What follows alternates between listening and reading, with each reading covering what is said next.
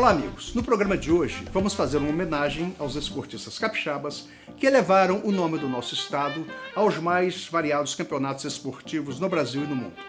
Vamos relembrar aqui alguns nomes que fizeram muito sucesso no futebol, como o Sávio, nascido em Vila Velha e revelado na Desportiva Ferroviária. Foi transferido para o Flamengo aos 14 anos de idade, tendo atuado no Real Madrid e no Real Saragossa, tendo levantado diversos títulos europeus. Giovani, que também começou na Desportiva Ferroviária, fazendo brilhante carreira no Vasco, tendo sido convocado para a seleção brasileira por 23 vezes. E o José de Anchieta Fontana, nascido na nossa cidade de Santa Teresa, jogou no Vasco e no Cruzeiro e participou da seleção brasileira de futebol, tricampeã do mundo em 1970. Atualmente, em várias modalidades, vários atletas de primeira linha são capixabas.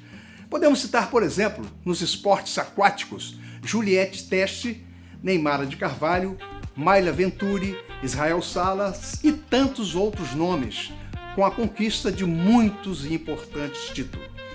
No boxe, temos os irmãos Falcão, que após décadas do Brasil sem nenhuma medalha, levantaram bronze, Yamaguchi, e prata, Esquiva, nas Olimpíadas de Londres de 2012.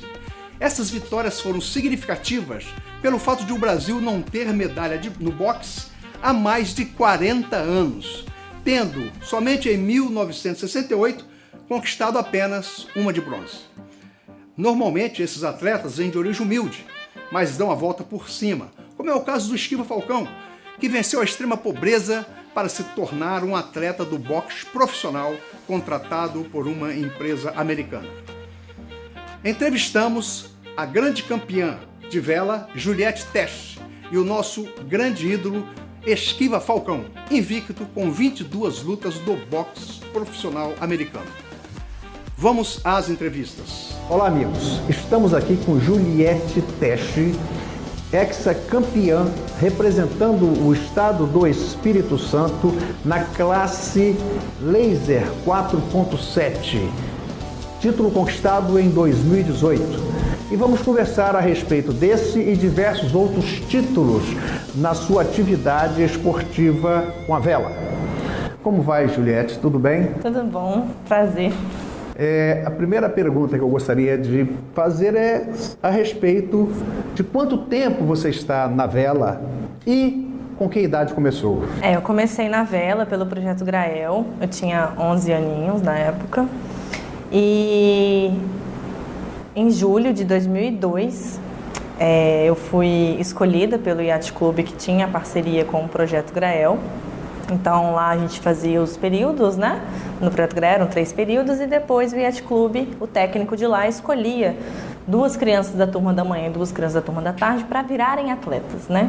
Começarem a competir no Yacht Clube, a ter o material de competição.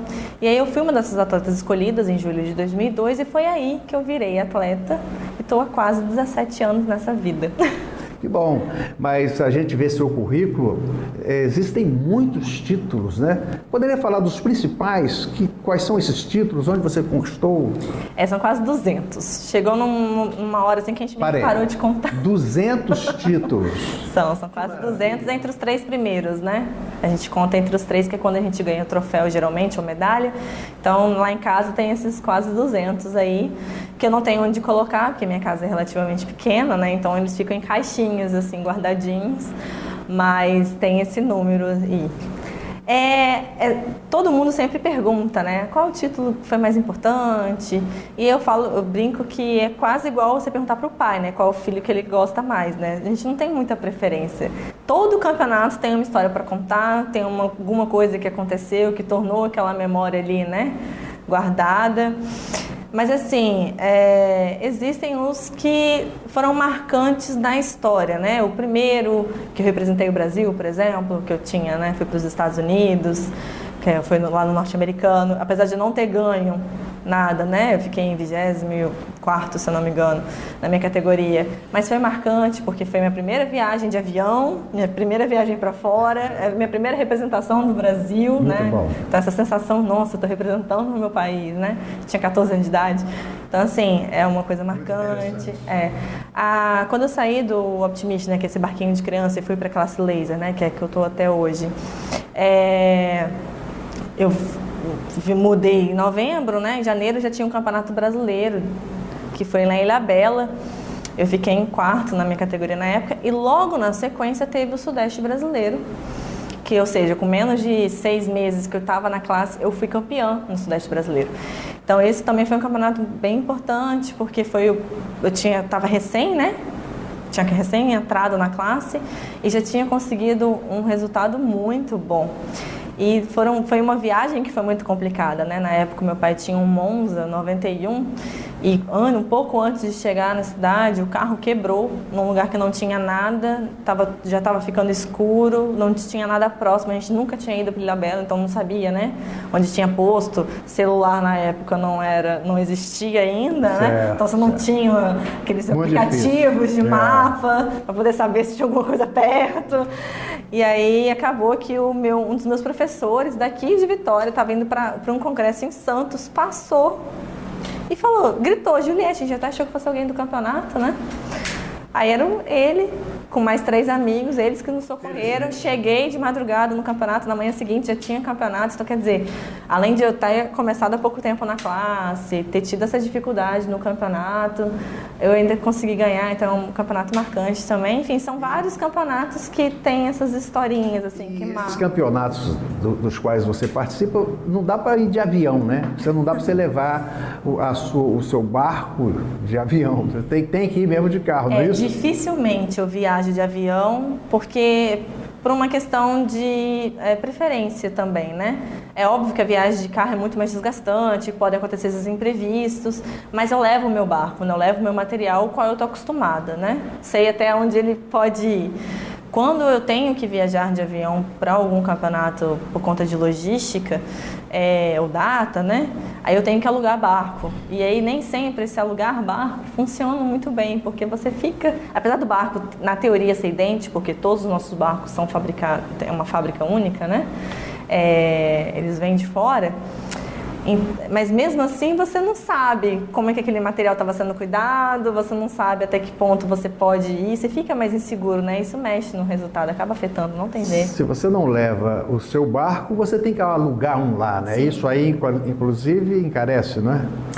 Porque é igual você ter que alugar um carro, né? Você paga por aquele valor. Às vezes, a diferença do valor que você paga para uma viagem de carro e você viajar de avião, né, e alugar um barco, às vezes nem tem tanta diferença entre um e outro, assim, você acaba tendo quase o mesmo custo. Mas só o fato de você não ter essa segurança, né, eu pelo menos não gosto muito de usar o barco. Você pode pegar o mesmo carro, do mesmo modelo, do mesmo ano, que é o seu, mas você não vai ter a mesma confiança de dirigir aquele carro. Sim, exatamente. É a mesma situação pra gente, né? E numa competição, isso pode interferir muito, né? Sem dúvida, você treina constantemente com o seu barco, pegar outro realmente poderá te trazer algum atrapalho aí.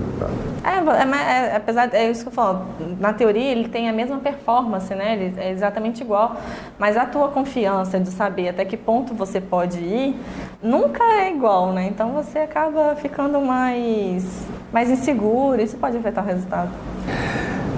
Estamos aqui conversando com Juliette Tesch, falando sobre os seus 200 títulos na vela. Vamos fazer um pequeno intervalo e já retornamos.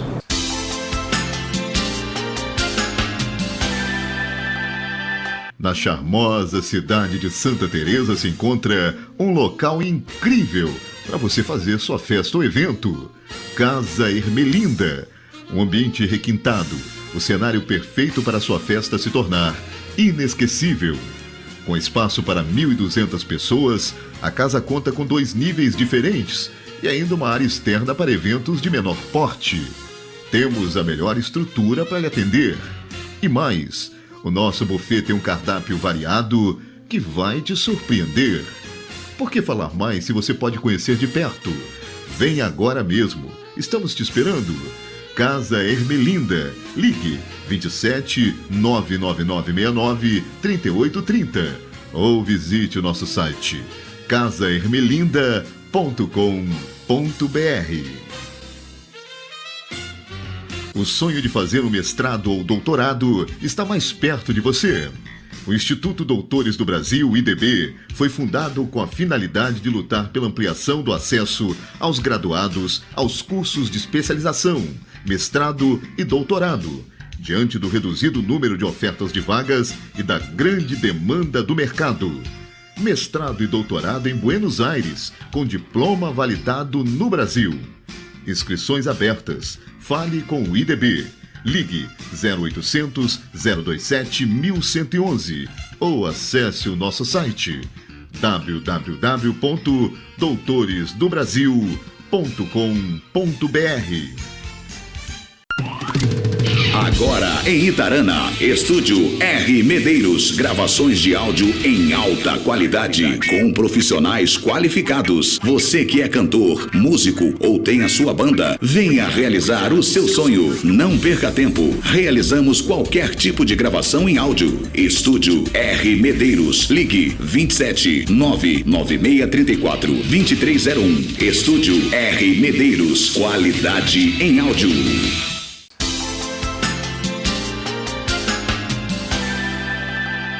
Estamos retornando com Juliette Teche, falando sobre suas 200 medalhas, 200 títulos de vela. Quer dizer, não vamos falar sobre todos, né?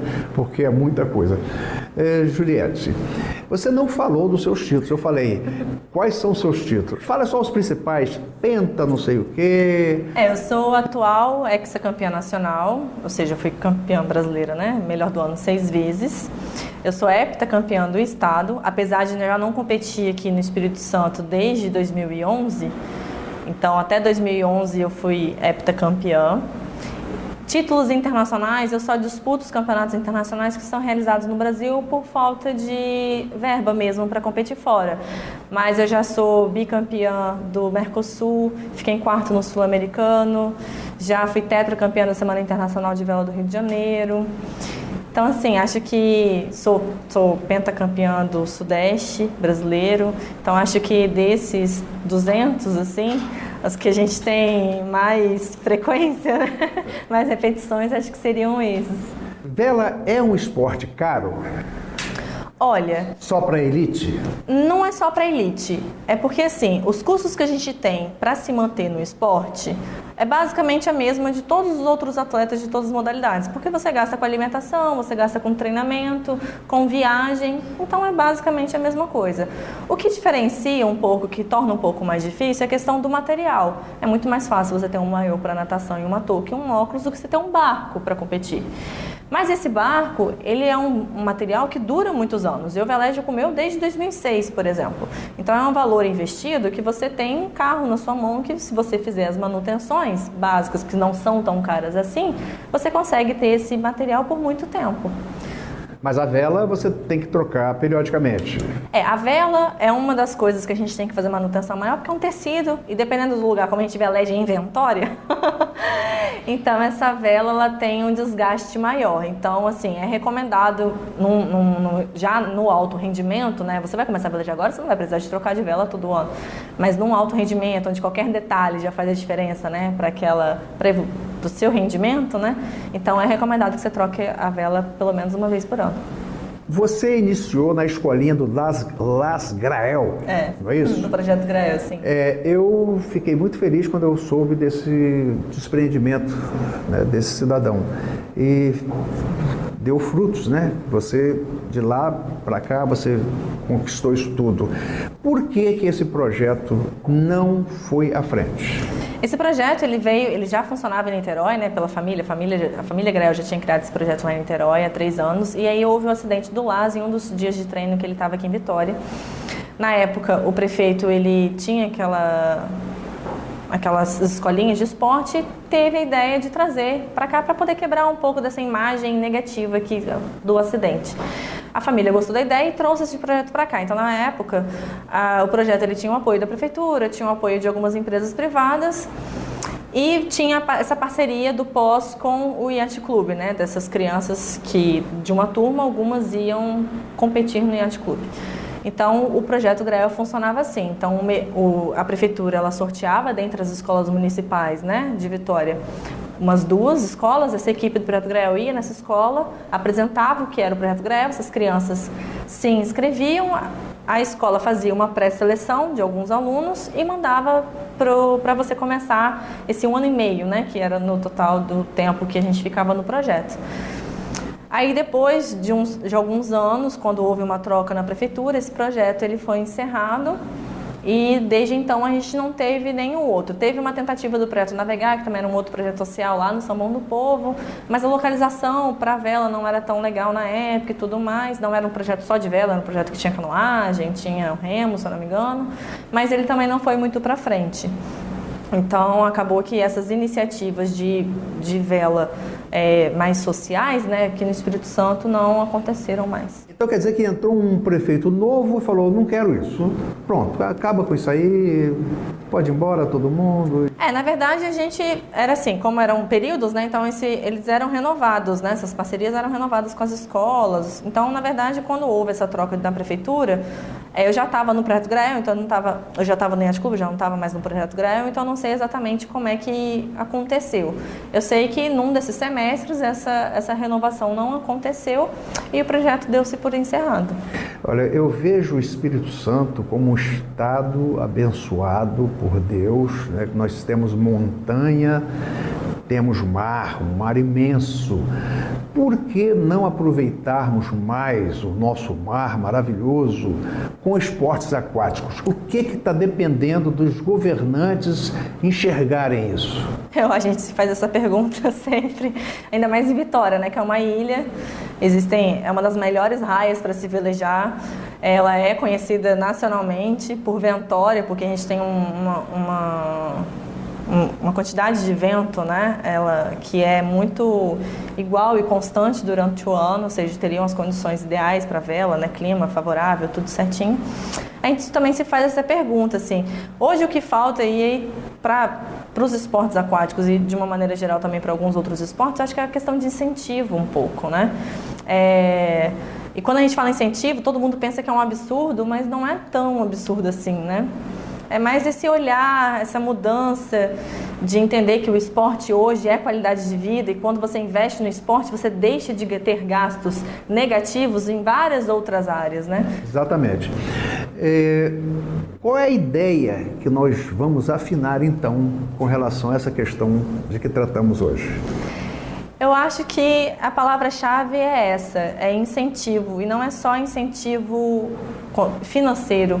Eu acho que são boas ideias que faltam. Hoje em dia você consegue mobilizar pessoas com coisas muito simples, ter essa visão de que o esporte é qualidade de vida, você levar crianças para o esporte, você educa essas crianças com uma outra visão de responsabilidade, sabe?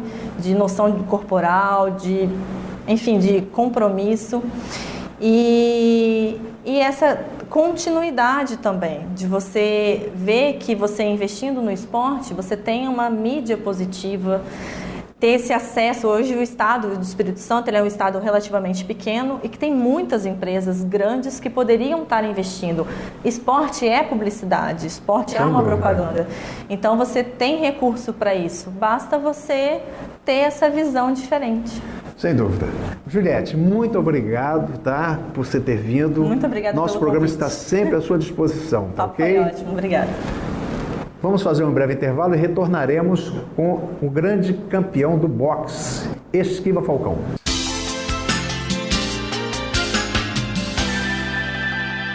Na charmosa cidade de Santa Teresa se encontra um local incrível para você fazer sua festa ou evento.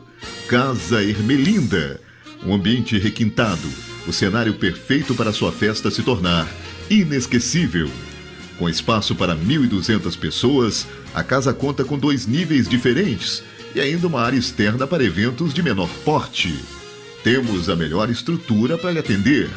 E mais, o nosso buffet tem um cardápio variado que vai te surpreender. Por que falar mais se você pode conhecer de perto? Vem agora mesmo. Estamos te esperando.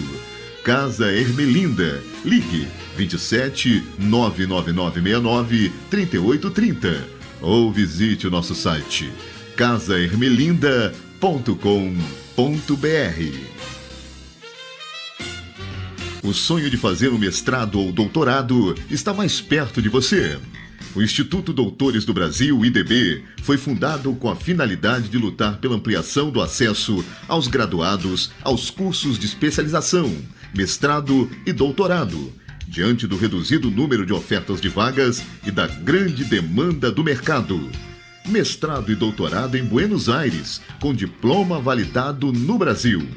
Inscrições abertas. Fale com o IDB.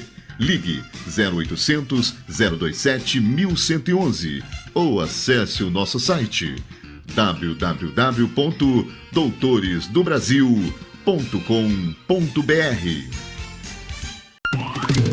Agora em Itarana, estúdio R. Medeiros, gravações de áudio em alta qualidade, com profissionais qualificados. Você que é cantor, músico ou tem a sua banda, venha realizar o seu sonho. Não perca tempo, realizamos qualquer tipo de gravação em áudio. Estúdio R. Medeiros, ligue 27 99634 2301. Estúdio R. Medeiros, qualidade em áudio.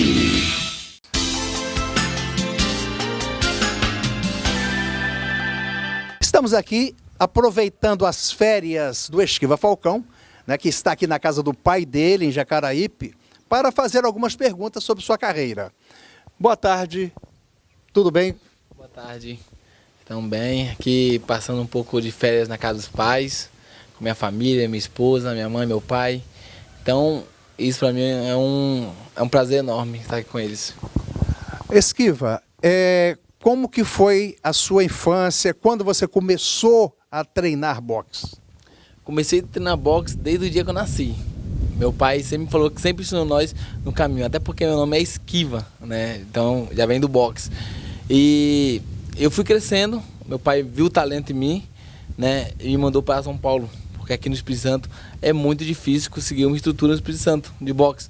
Então fui para São Paulo, disputei campeonatos brasileiros, até porque campeonatos brasileiros eu queria disputar pelo Espírito Santo, só que não tinha oportunidade.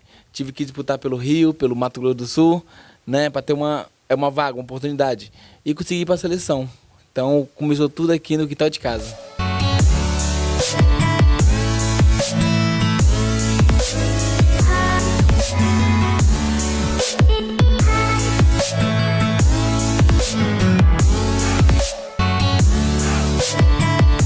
Você brilhou em Londres 2012 nas Olimpíadas, né? Nós assistimos angustiados à sua luta. Aliás, ficamos angustiados com o resultado, porque vimos o seu maravilhoso desempenho naquela luta final. O que você tem a dizer sobre aquela luta? Então, aquela é uma luta muito polêmica, né? Que o árbitro no final tirou um pontinho, faltam 30 minutos, 40 segundos da luta, ele terminou a luta. Então fiquei muito triste, mas feliz pelo resultado. O primeiro brasileiro a chegar a uma final olímpica fui eu, então fiquei muito feliz, mas triste pelo resultado, né? Mas acontece, né? Acontece. Superei já em todo lugar que eu chego, no mundo todo que eu vou, o povo me conhece pelo resultado e fala que eu ganhei aquela luta. Eu queria a oportunidade de uma revanche com ele, né? Agora no boxe profissional. Muito bom. Nós sabemos que depois o árbitro chegou a confessar que havia errado, né? Na verdade, você seria o medalha de ouro. E como é que está a sua vida agora lá nos Estados Unidos, na carreira profissional? Hoje eu moro em Los Angeles com minha família, minha esposa, meus filhos, tenho 2 filhos. E a carreira está muito bem. Hoje tenho 22 lutas, invicto, né, com 15 nocaute. E sou o número 5º do ranking, né? Então, estou no caminho certo e agora é focar os próximos combates para ter mais vitórias e focar o cinturão mundial.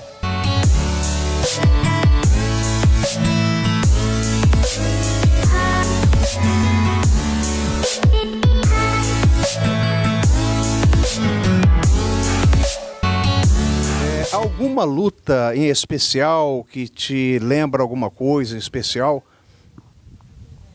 É a minha estreia no boxe profissional, que eu lutei na preliminar do super campeão Manny Pacquiao, um filipino. Então eu que sou um super fã dele e tá lutando no mesmo evento que ele, então isso foi uma lembrança muito boa. E uma luta difícil também, Foi a minha terceira luta, que eu tive que viajar para a China. E aí lá o adversário é muito grande, é 1,90 m, eu sou pequeno. Então foi uma luta muito dura. Então me fez lembrar muito. Muito bom, boas lembranças. Agora, e o cinturão? Quando é que você vai disputar o cinturão efetivamente? Então, eu luto agora em março, dia 31 de março, aqui no Brasil, no Rio de Janeiro. E eu vencendo essa luta, com fé em Deus vou ganhar essa luta. Aí a próxima luta já é pelo cinturão do mundo. Que maravilha! Então nós vamos ter uma luta no Brasil, pela primeira vez no profissional. Teremos Esquiva Falcão no Brasil, numa luta. E depois dessa luta é o cinturão. É o cinturão. Depois dessa luta é o cinturão. E é a primeira vez que eu luto no Brasil. Meus amigos, falamos aqui com Esquiva Falcão. Parabéns, Esquiva Falcão. Desejamos a você nessa luta agora no Brasil, em março, toda sorte. Que vença, como sempre você tem feito, né, por nocaute, que tem sido a sua marca registrada. Muito obrigado. Obrigado a você e obrigado pela oportunidade. Ok, meus amigos, um abraço a todos.